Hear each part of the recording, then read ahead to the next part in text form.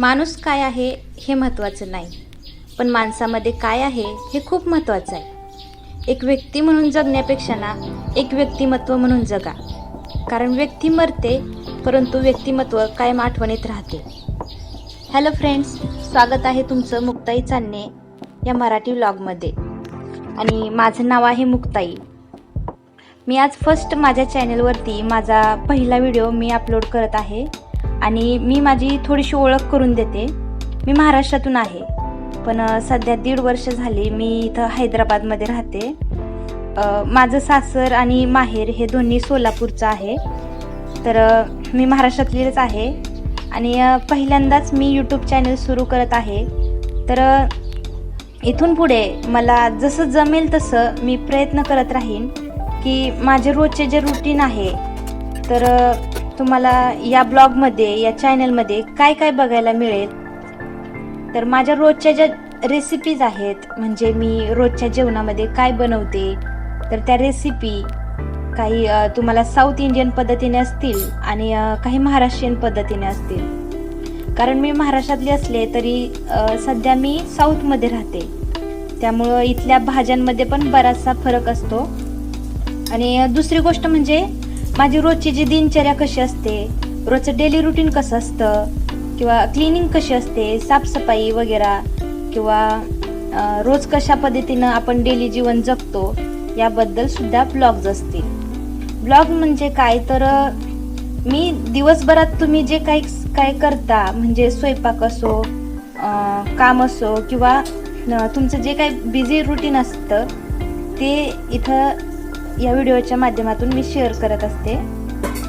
तर जर कुणी माझ्या चॅनलला पहिल्यांदा बघत असेल तर प्लीज त्यांनी सबस्क्राईब करावं, कारण आता मला सबस्क्रायबरची खरंच गरज आहे. कारण मला जर हे चॅनल कंटिन्यू चालू ठेवायचं असेल, किंवा मला जर ह्या चॅनलमध्ये ग्रोथ करायची असेल, डेली व्हिडिओ जर करायचे असतील, तर मला सबस्क्राईब करणं गरजेचं आहे.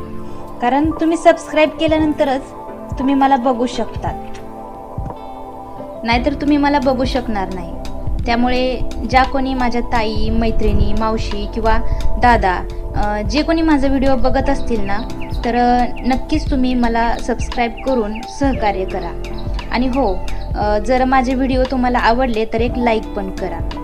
तर मी, माझे पती, असं आमचं सर्वसामान्य असं कुटुंब आहे. 2 खोल्यांचं छोटंसं रेंटचं घर आहे, म्हणजेच आम्ही भाड्याने राहतो. खरं सांगायचं म्हटलं तर आयुष्यात चढउतार हे येतच असतात, पण त्या अडचणींना सामोरं जाऊन आनंदात आयुष्य हे जगायचं असतं. आपल्याकडे काय नाही यापेक्षा आपल्याकडे काय आहे यातच समाधान मानायचं असतं, कारण समाधानातच तर खरं सुख असतं. आणि शेवटी काय हो, आयुष्य हे सुखात आनंदात जगणं हेच महत्त्वाचं आहे. खरं सांगू का, आपली परिस्थिती चांगली नाही म्हणून कधीच खचून जाऊ नका. असतील कोणाकोणाच्या आयुष्यात काही ना काही दुःख असतं, पण जसं ऊन कायम राहत नाही ना, कधी ना कधी सावली ही येतेच, तसंच आपल्या आयुष्याचं पण आहे. दुःखानंतर सुख हे येतच. त्यामुळे कधीच हार मानू नका, थोडा धीर धरायचा. आपल्या मनाची शक्ती हीच आपली ताकद असते. प्रत्येकाच्या आयुष्यात काही ना काही अशा घटना घडून गेलेल्या असतात. आमच्याही आयुष्यात अशा घटना घडून गेल्या, पण आम्ही हार मानली नाही. जिद्दीनं, चिकाटीनं प्रत्येक अडचणींना सामोरं गेलो. शेवटी परिस्थिती कशीही असू द्या, नवऱ्याने बायकोची आणि बायकोनं नवऱ्याची साथ कधीच सोडू नये. असो, व्हिडिओ खूप मोठा होत आहे, त्यामुळं मी इथंच थांबते. आणि पुन्हा एकदा सगळ्यांना मी विनंती करते की ज्यांना कुणाला माझे व्हिडिओ आवडले असतील किंवा पाहायचे असतील इथून पुढं, तर प्लीज सगळ्यांनी मला सबस्क्राईब करा. व्हिडिओ आवडले तर लाईक करा, शेअर करा. इथेच मी या व्हिडिओचा एंड करते. धन्यवाद.